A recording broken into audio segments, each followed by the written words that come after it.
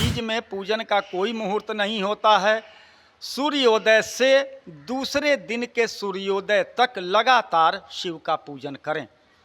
अब एक बात ये कहा जा सकता है कि आज के समय में स्त्रियां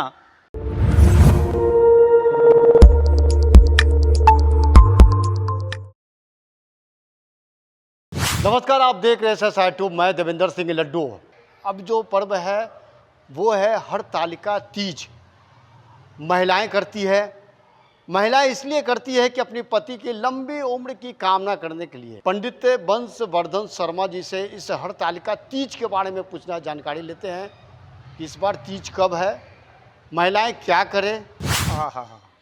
हरितालिका तीज ये खास करके एक ऐसा त्यौहार है, ऐसा व्रत है जो स्त्रियों के जीवन का सर्वोत्तम व्रत माना जाता है। स्त्रियां अपने सौभाग्य की रक्षा के लिए इस व्रत को करती हैं और ख़ास करके ये व्रत कन्याएं भी करती हैं जिन्हें अपने मनचाहा वर की इच्छा हो, अपने मनोनुकूल वर प्राप्ति के लिए कन्याएं भी इस व्रत को करती हैं।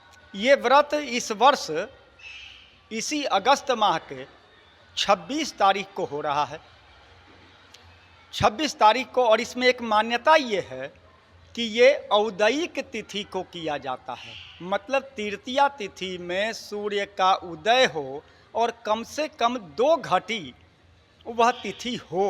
2 घटी का मतलब ये होता है कि 48 मिनट वह तिथि हो, तब तृतीया का व्रत किया जाएगा।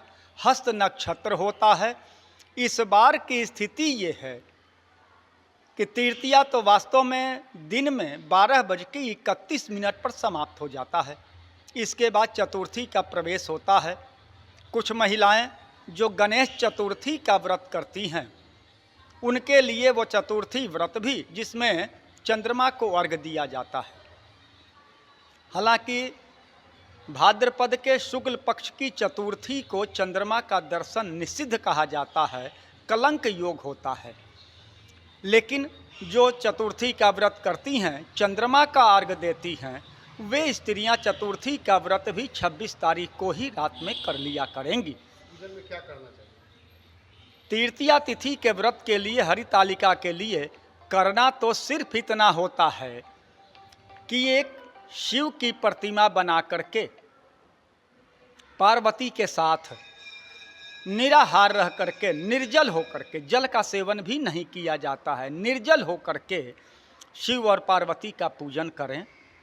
शिव पार्वती का पूजन करके पार्वती से निवेदन करें कि हे देवी, जिस तरह से आपने अपने इच्छानुकूल वर प्राप्ति के लिए यह व्रत किया था, उसी याद को मैं भी दोहराती हूँ और आपकी ही तरह अपने इच्छानुसार मनोनुकूल वर प्राप्ति के लिए यह व्रत कर रही हूँ। हे देवी, मुझे राज्य और सौभाग्य दो, सब प्रकार के सुख दो। इस प्रकार पार्वती से प्रार्थना करें, शिव पार्वती का पूजन करें। पूजन में भी एक विशेष बात ये कही जाती है, किसी भी तरह का पूजन हो, जिस मौसम में पूजन किया जाता हो उस मौसम के फल को अर्पित अवश्य ही करना चाहिए। एक और मान्यता है, सामान्यतया स्त्रियां जो वस्त्र पार्वती और शिव को चढ़ाती हैं तो पार्वती के वस्त्र के एक टुकड़े को अपने वस्त्र के साथ जोड़ लेती हैं और ये कहती हैं कि जिस तरह पार्वती का सुहाग अमर है, इसी तरह हमारा सुहाग भी अमर हो जाए। ऐसी कामना करके पार्वती पर अर्पित किए गए वस्त्र को वे अपने वस्त्र के साथ जोड़ करके उसे हमेशा अपने साथ रखती हैं, इसमें संदेह नहीं है। और ये वास्तव में कन्याओं को करना चाहिए, क्योंकि स्त्रियां तो इसलिए करती हैं कि उनका वर जो उन्हें प्राप्त हुआ है वह अस्थायी हो, चिरंजीवी हो। लेकिन कन्याएं इसलिए व्रत करती हैं कि उन्हें मनवांछित वर की प्राप्ति हो, वर मनोनुकूल हो और शिव की तरह भोला हो। क्योंकि शिव के विषय में एक बात कहा जाता है, तीज में पूजन का कोई मुहूर्त नहीं होता है।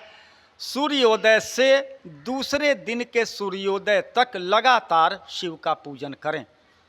अब एक बात ये कहा जा सकता है कि आज के समय में स्त्रियां सामान्य स्त्री जो हमारे आपके घर में उपस्थित हैं, ये पार्वती की तरह तो तपस्वी नहीं है, गौरी की तरह तो नहीं है, तो ये लगातार उतने समय तक बैठ करके तपस्या नहीं कर सकती हैं। इसलिए बार बार लगातार शिव का पूजन करें, पार्वती का भी पूजन करें और उनसे राज्य सौभाग्य की कामना करके उन्हें नमस्कार करें।